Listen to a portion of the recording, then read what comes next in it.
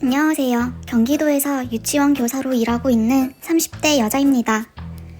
현재 5세반 담임을 맡고 있어요. 유치원은 보통 5세부터 7세까지 다니잖아요. 그래서 5세반은 대부분 어린이집을 다니다가 처음 유치원에 오는 아이들이에요. 아직 혼자 못하는 것도 많고 말도 서툴고 감정 표현도 서툴다 보니 손이 정말 많이 갈 수밖에 없어요. 선생님 도와주세요. 아이가 코 흘리면 코 풀어주고 자, 흥해. 그 다음 바로 손 씻고 교구도 습관적으로 계속 소독 티슈로 닦고 선생님이 닦아줄게 잠시만. 간식 먹기 전후로 책상 닦고 화장실 데려가서 대변 처리 도와주고 또 손 씻고 이런 걸 하루 종일 반복해요. 대충 세어보면 손을 하루에 50번은 넘게 씻는 것 같아요. 그래서 그런지 손과 손톱이 많이 건조해지면서 손톱이 정말 잘 부러지더라고요. 종이도 많이 만지고 테이프도 뜯고 가위도 쓰다 보니 더 약해지는 것 같았어요. 손톱이 또 깨졌네. 그래서 집에 있던 투명 손톱 강화제를 한번 발랐어요. 네일아트도 아니고 색도 없고 그냥 살짝 광이 나는 정도였어요. 사실 저는 그게 문제될 거라는 생각은 전혀 못했어요. 그런데 사건은 어느 날 하원 시간이었어요. 민주 어머니 오셨어요. 민주 이제 곧 나올 거예요. 선생님 손톱이 반짝거리네요. 아, 손톱이 자꾸 부러져서 강화제를 발랐어요. 그거 화학 제품 아닌가요? 네? 아, 완전히 마르면 냄새도 안 나고 아이들한테 닿을 일도 거의 없어요. 아니죠. 그 손으로 애들 만지시는 거잖아요. 순간 당황해서 말이 막히더라고요. 그래도 최대한 차분하게 말했어요. 어머님, 저는 손을 정말 자주 씻어요. 아이들 코 닦아주거나 화장실 다녀오면 바로 씻고요. 그런데 민주 어머니는 납득이 안 되는 표정이었어요. 저는요, 선생님. 우리 애가 화학물질 묻은 손에 닿는 거 싫어요. 그 말을 듣는데 솔직히 기분이 조금 상하더라고요. 그래도 괜히 이를 키우기 싫어서 꾹 참았어요. 그런데 그게 끝이 아니었어요. 며칠 뒤 그 어머님이 또 하원 시간에 저를 부르더라고요. 선생님. 네, 어머니. 제가 3일 동안 하원 시간을 지켜봤거든요. 어떤 걸 말씀하시는 걸까요? 손 씻는 거요. 생각보다 자주 안 씻으시던데요? 네, 제가요? 아이들 코 닦아주거나 화장실 다녀오면 바로 씻습니다. 하루에 50번은 손을 씻어요.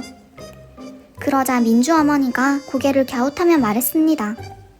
제가 보기엔 그 정도 아니던데요?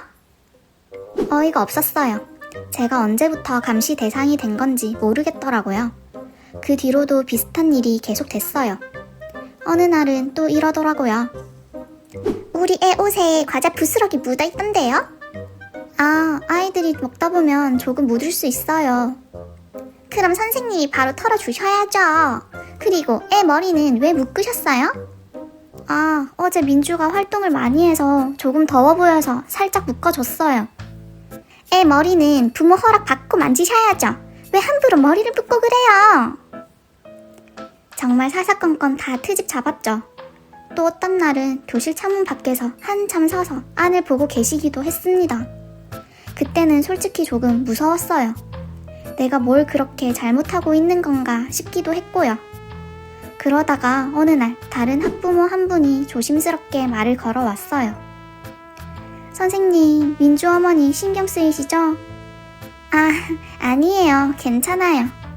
작년에 계셨던 선생님도 많이 힘들어 하셨어요. 아, 학부모 사이에서도 유명하더라고요. 그리고 결국 일이 터졌어요. 봉이쌤, 여기 잠시 앉아요. 저는요, 우리 애를 화학물질 묻은 손으로 만지는 게 너무 불안합니다. 손톱 강화제 지워주세요. 이것 때문에 원장실까지 찾아오신 거예요.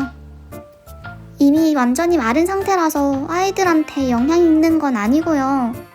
그래도 찝찝해요. 그리고 선생님 손도 자주 안 씻으시는 것 같고요. 그때 원장님이 조용히 듣고 있다가 입을 여셨습니다. 어머님, 선생님 하루에 손을 몇 번 씻는지 아세요? 아이들 코 닦아주고 손 씻고, 화장실 데려가고 손 씻고, 교구 닦고 또 손 씻습니다.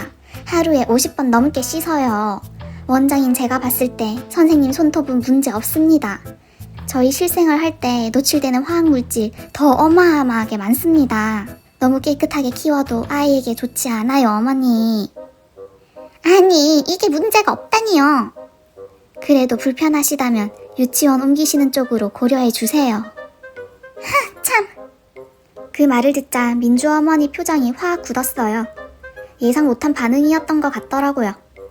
그렇게 상황은 일단 정리됐고 얼마 뒤 결국 민주 어머니는 아이를 다른 유치원으로 옮겼어요. 그런데 웃긴 건 그 다음이었어요. 몇 주 뒤 어느 날 민주 어머니가 다시 유치원에 찾아오신 거예요. 그리고 저를 보더니 조금 머쓱한 표정으로 말을 꺼내시더라고요. 저기 선생님, 우리 애가요. 선생님 보고 싶다네요. 죄송했어요. 엄마 뒤에서 민주가 빼꼼 쳐다보더니 제 손을 덥석 잡더라고요. 선생님 보고 싶었어요. 보고 싶어서 저 다시 왔어요. 헤헤헤. 그런 민주를 보는데 이상하게도 마음이 눈 녹듯이 풀리더라고요. 아, 그래도 내가 아이들에게는 괜찮은 선생님이었나 보다. 그 생각이 드는 순간 그동안 힘들었던 일들이 조금은 위로받는 느낌이었죠. 이후 민주는 다시 저희 유치원을 다니기 시작했어요.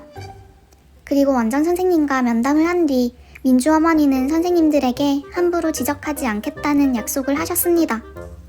그 이후로는 저를 포함해 다른 선생님들께도 특별히 문제를 제기하는 일은 없었고 하원 시간에도 조용히 오셔서 아이만 데리고 가시더라고요. 솔직히 교사라는 직업이 늘 쉽지는 않습니다.